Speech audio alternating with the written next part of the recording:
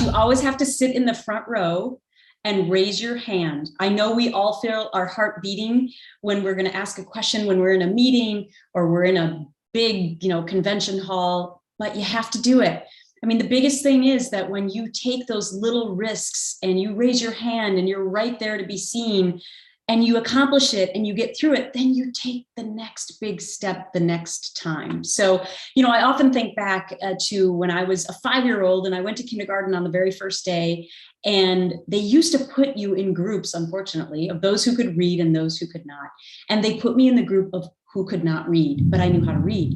And so I went up to the teacher 3 times that day and I said, but I know how to read. And she kept telling me to go back and sit down. I ran home from school. I told my mom called the school, and the next day I was in the right group. But that story is indicative of my life, because what if I had not spoken up for myself? What if I hadn't sat in the front row and raised my hand and said, I want to be heard because I know how to read? It could have changed my entire educational trajectory. And when I decided to jump off the cliff 5 years ago and come forward about sexual harassment at Fox News, I hearkened back to the soul of that little 5-year-old girl and the courage it took to go up to the teacher 3 times that day and do what was right.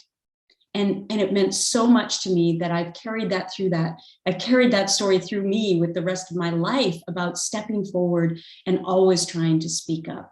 So sit in the front row. Raise your hand, be heard.